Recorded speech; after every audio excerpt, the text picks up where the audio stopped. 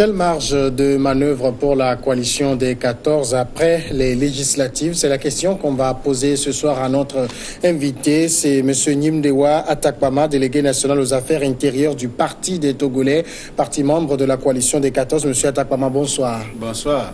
Merci d'accepter notre invitation. C'est moi. Alors, la coalition des 14 était face à la presse avant, c'était hier, je crois, pour faire un peu le bilan de ce qu'a été la lutte depuis le 19 août jusqu'à présent. D'abord, est-ce que la C14 aujourd'hui est un peu sonnée après l'uppercut que vous avez reçu, qu'ont été les législatives, justement? Je pense que votre question est mal posée parce que ça sous-entend beaucoup de choses qui ne sont pas réelles. Vous faites une lecture absolument fausse de ce qui s'est passé. Donc, si vous voulez mon sentiment, aucun leader de la C14, aucun parti membre de la coalition, aucun Togolais n'est sonné. Au contraire, l'hypercute, je pense que c'est le régime en place qui l'a eu, puisque le coup de force électoral que le régime a tenté s'est transformé en un référendum contre ce régime-là, s'est transformé en un plébiscite pour l'alternance démocratique. Et en cela, il faut féliciter et remercier les populations togolaises. Maintenant, vous nous demandez notre état d'esprit. Notre état d'esprit, nous sommes toujours dans la combativité. Vous savez comment les choses se sont passées. Et donc, posons les choses clairement et donnons les bonnes réponses. Est-ce que ce n'est pas une façon plutôt gaie pour vous de voir les choses parce que dès le départ, vous avez juré empêcher ces élections à tout prix? Oui, ça, on ne va pas se dérober. Il faut dire les choses telles qu'elles sont. Il faut aussi se départir des émotions. Nous avons dit que nous allons empêcher le coup de force électoral en préparation. Et nous avons donné comme consigne aux populations de le faire. Vous comprenez? Et les populations ont répondu à notre appel. Et vous avez en fait, les élections ont eu lieu. Quelles élections? Le 20 décembre, avec il y a eu les moins de législatives. 5%. C'est vous qui lisez cela. La CENI a donné 59% de taux de participation. La CENI a donné ces taux de participation. On sait dans quelles conditions cette CENI-là a donné ces taux de participation et personne n'est dupe. Et même les médias internationaux étaient là. Ils ont dit qu'il y avait plus de membres des CELI que d'électeurs. Il y avait plus d'observateurs. Non, on a parlé de... Ah non, on a parlé, les médias internationaux étaient partout. Que ce soit à Lomé, que à Sokodé. Je pense que vous avez écouté, comme tous les Togolais, RFI, qui avait dépêché des correspondants. C'est pas parole d'évangile non plus, c'est pas parole d'évangile. En tout cas, on ne va pas se lancer dans ce débat. Oui, mais quand vous, à la C14, quand vous dites 5%, vous avez fait quel sondage, quel calcul qui vous permet aujourd'hui de dire qu'il y a 5% de l'électorat qui s'est déplacé? Est-ce que vous avez posé cette question à la CENI, de quel chapeau magique la CENI a trouvé 59%? Et vous, de quel chapeau magique vous avez sorti 5%? Non, je pense que vous posez mal votre question parce que quand il y a la réalité... Répondez quand même. Je vais répondre on a l'impression à votre que vous avez fait juste une observation et vous vous êtes dit, bon, on prend 5%. Vous savez que ce que nous disons est ce qui est la réalité parce que tous les Togolais ont vu la même chose. Et par rapport, laissez-moi aller au bout de ma logique, d'accord? Et donc, si vous voulez que je réponde aux questions, vous m'écoutez jusqu'au bout, vous ne me coupez pas. Ne prenez pas la place de la CENI, vous êtes journaliste, donc jouez bien votre rôle. De vous poser toutes les questions que je veux. Et justement, donc c'est pour ça que je vous dis, ne vous mettez pas à la place de la CENI. Même quand les questions vous gênent, vous devez y répondre quand même. Ça ne me gêne pas. C'est vous qui me coupez, puisque moi je vous réponds calmement, je vous dis que on doit laisser les émotions de côté et poser clairement le problème, d'accord? Clairement, calmement, mais clairement. Nous avons vu comment ça s'est passé dans tout le Togo. Nous avons vu des bureaux déserts. Et tous les Togolais vont vous dire ça. D'accord? Et donc, ces observations-là sont en adéquation avec notre travail. D'accord? Donc, celui dont le travail n'est pas en adéquation avec la réalité, c'est à lui qu'on pose la question. Mais nous, on a vu des bureaux déserts. Comment se fait-il que vous nous parlez de 59%? Et donc, ce n'est pas la même chose. Nous, tout le monde sait ça. Donc, nous avons fait un travail, nous avons des outils et nous l'avons dit que c'est moins de 5%. Et tout le monde le sait. On peut chercher à cacher, se voiler la face, mais la réalité est là. Elle a été cinglante pour ce régime-là. Ça veut dire que 95% des personnes sont favorables à votre appel, c'est ça? On ne peut pas dire favorable à notre appel, mais il faut reconnaître les choses. Ça signifie que plus de 95% des Togolais veulent un changement. C'est pour ça que j'ai dit tout à l'heure que ça s'est transformé en un référendum, un vrai référendum contre ce régime-là. Et donc, mais il ne faut pas raisonner comme si nous étions en démocratie. Oui. Parce que vos questions, et c'est pour ça que moi je ne m'attarde pas à ces chiffres-là, tous ces chiffres-là, parce qu'on a l'impression qu'on était en démocratie alors que nous sommes en dictature et que ce qui s'est passé la dernière fois, ce ne sont pas des élections, c'est tout sauf des élections, c'était un coup de force électoral. Mais vous avez entendu les chefs d'État, la CEDEAO, vous avez entendu les facilitateurs, ces chefs d'État qui vous ont été favorables à un moment donné, qui ont fait pression pour que la CENI soit recomposée, qui ont tout fait dire in fine que ces élections étaient transparentes et crédibles. Oui, la CEDEAO, l'intervention de la CEDEAO dans notre crise a été une mauvaise chose. En fait, ça a aggravé aujourd'hui la crise. Si on fait référence à tout ce qui s'est passé, on voit bien que l'intervention de la CEDEAO a aggravé la crise. La CEDEAO a méprisé les Togolais. Et c'est la deuxième fois que la CEDEAO fait ça. La CEDEAO a déjà méprisé les Togolais en 2005. Et quand elle a fait, cela a entraîné 1 millier de morts. Aujourd'hui, ça aurait été le même carnage si les populations, en écoutant notre appel, n'étaient pas restées chez elles. Et donc, on peut très bien dire que la CEDEAO a méprisé les Togolais. Vous comprenez ce que je veux dire? Donc, tout ce que vous dites là, tout le monde sait. Et ce que les chefs d'État de la CEDEAO ont fait, c'est très grave parce qu'ils sont en train de donner une prime à la violence. Ils donnent un permis de tuer pour le régime parce qu'on ne peut pas nous dire qu'il n'y a pas eu de mort, qu'on n'a pas tiré à balles réelles sur des gens et que 6 personnes en sont mortes, dont un enfant.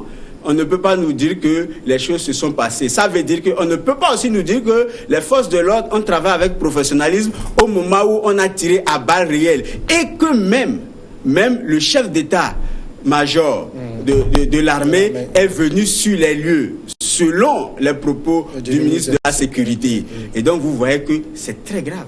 Et donc, on peut avancer.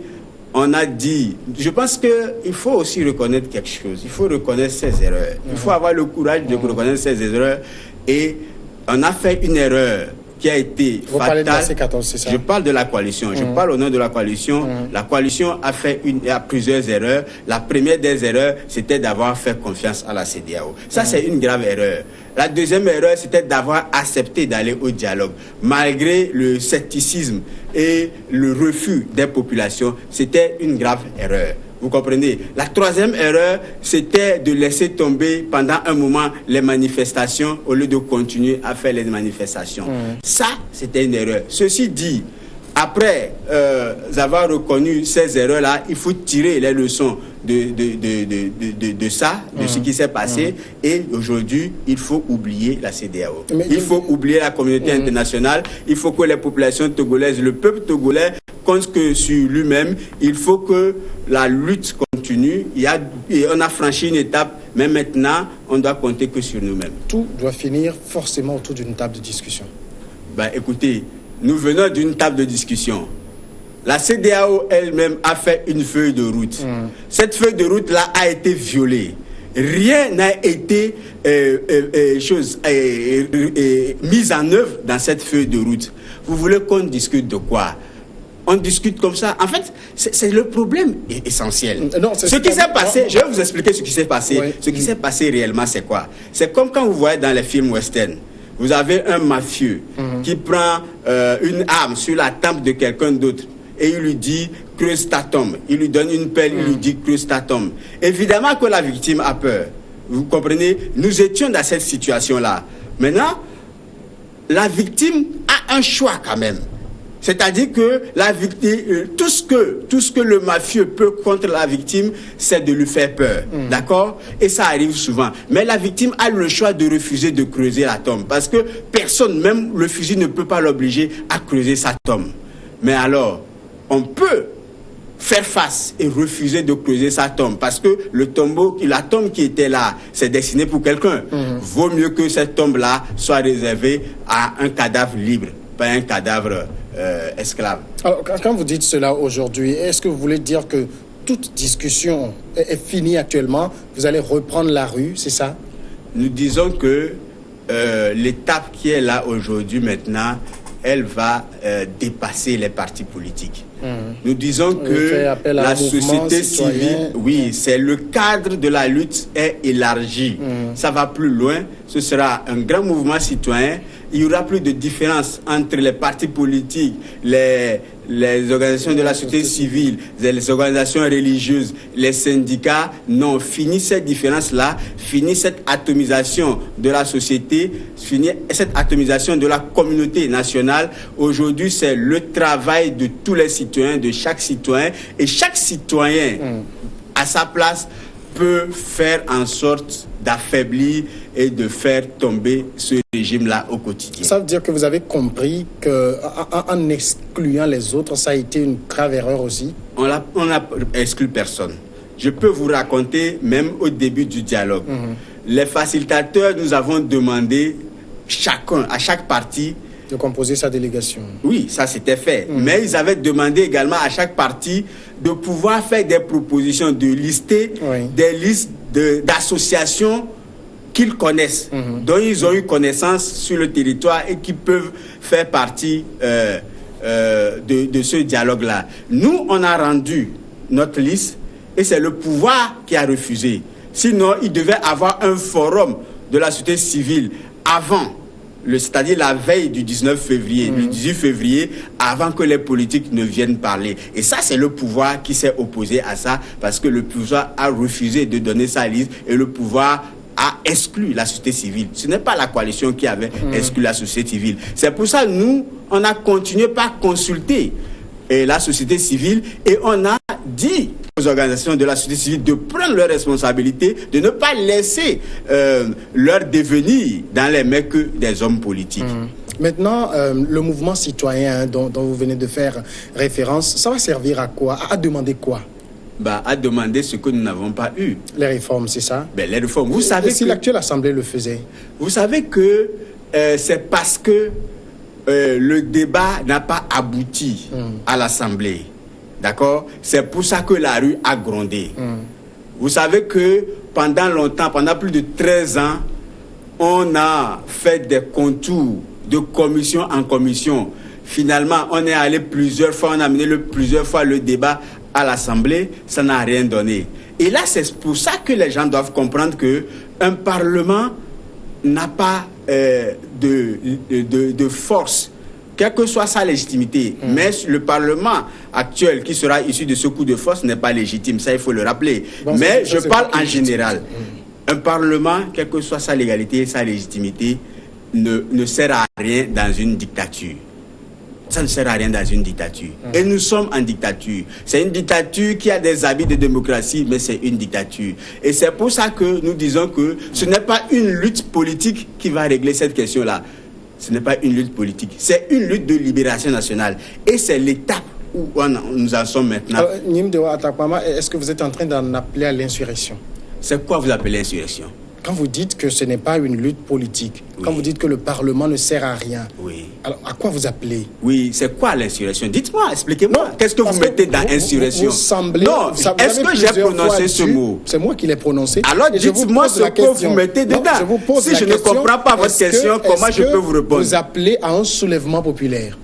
Si je ne comprends pas votre question. Oui, je vous l'ai expliqué. Est-ce que vous appelez à un soulèvement populaire? C'est quoi vous appelez un soulèvement populaire? Qu'est-ce que vous mettez dans le mouvement citoyen? Très bien. Je viens de dire que nous sommes dans une lutte de libération nationale. C'est-à-dire qu'une minorité, un clan, une mafia s'est emparée de l'avenir de ce pays. Et même le chef de la mafia l'a reconnu.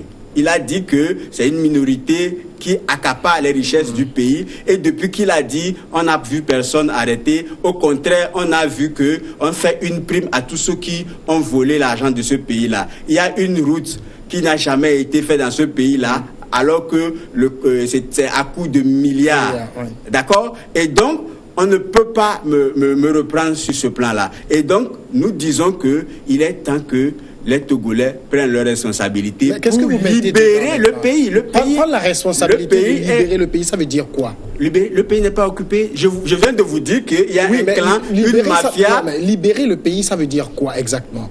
Ça veut dire les faire partir. Les chasser, c'est-à-dire par la rue, c'est ça? Quel que soit, de toute façon, quels que soient les moyens, on trouvera les moyens. Vous comprenez? Moi, j'ai dit que nous sommes dans une lutte de libération. Et je parle aux populations togolaises, je pense qu'ils comprennent parfaitement ce que je dis. Notre avenir est pris en otage par un clan et aujourd'hui, nous ne pouvons que compter sur nous-mêmes.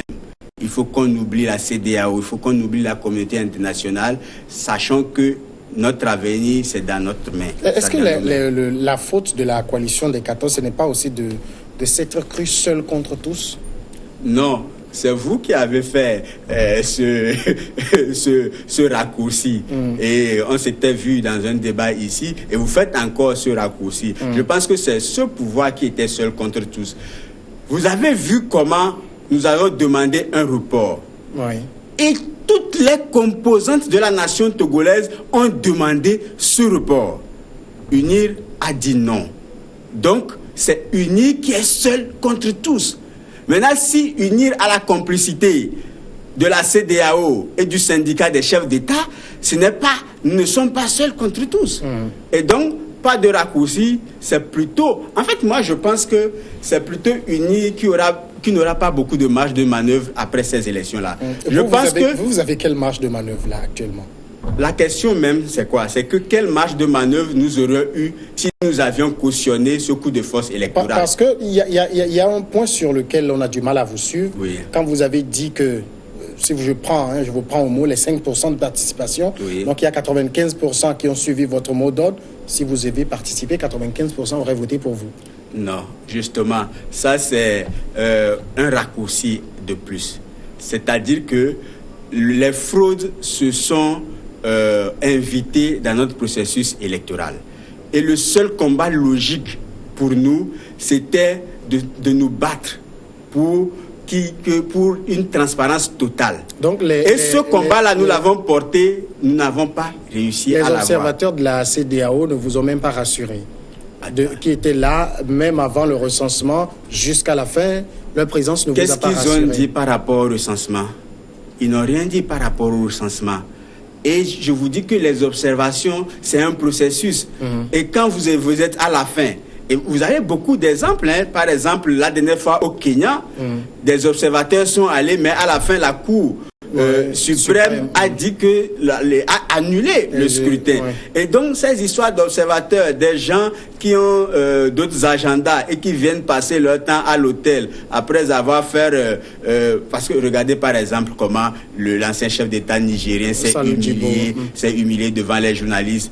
Il n'arrive même pas à dire que si les chiffres publiés par la CENI correspondent à ce qu'il a vu. Vous comprenez? Et à quoi ça sert son observation alors s'il n'arrive même pas à répondre à des questions simples de journalistes? Il s'est totalement humilié. Aujourd'hui, la CEDEAO est totalement décrédibilisée. Alors finalement, le mouvement citoyen, il va aboutir à quoi? Parce que vous avez dit à les faire partir, mais et après? Et après? Le peuple, le pouvoir appartient au peuple. Parce que si je vous pose la question ainsi, c'est parce que vous semblez mettre de côté le dialogue, et c'est pour ça que je vous ai dit tantôt, tout finit toujours par une table de discussion. En fait, je ne comprends pas. Qui propose le dialogue? C'est vous qui proposez le dialogue? Moi, je vous pose des questions simplement. Non, je ne sais pas. Personne n'a proposé de dialogue. Non, vous avez dit que c'est fini et que vous ne faites plus confiance à personne par la CEDEAO. Vous avez fait une erreur en allant au dialogue et tout. Il faut que le peuple prenne ses responsabilités. Et après... Est-ce que les résultats ne nous donnent pas raison? Ne donnent pas raison au peuple qui s'était opposé à ce qu'on participe au dialogue? Quels résultats? Les résultats de ce dialogue-là, justement.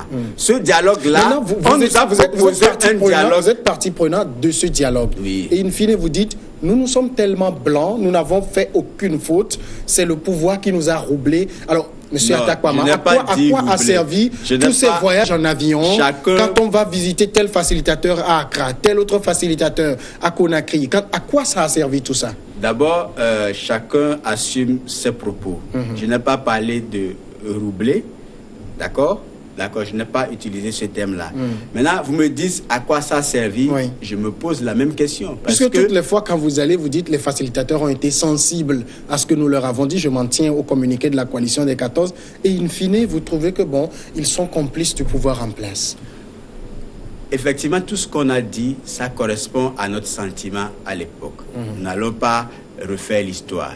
C'est pour ça tout à l'heure, j'ai dit que nous avons fait l'erreur de faire confiance à ces chefs d'État-là et de penser qu'ils pouvaient nous aider à régler notre problème. Au final, ils l'ont aggravé. Et donc, il faut reconnaître ces erreurs-là. Donc, si vous me dites à quoi a servi tous ces voyages, oui, je me pose cette même question. Peut-être qu'on aurait mieux fait de ne pas aller à ce dialogue-là comme les populations nous le disaient. Comme ça, on n'aurait pas fait ces voyages-là et peut-être qu'on aurait eu les résultats escomptés. Donc, à quoi a servi ces voyages? Je me pose aussi la question. Monsieur Atakwama, est-ce qu'il ne faut pas aussi aujourd'hui faire confiance au nouveau Parlement sur la question des réformes? Même si vous dites que ça ne sert à rien, un Parlement dans ce que vous appelez une dictature. Vous êtes sérieux dans ce que vous dites? C'est une question. Non, mais est-ce que votre question est sérieuse? Bien évidemment. Ah bon? Je m'attends à ce que vous y répondiez.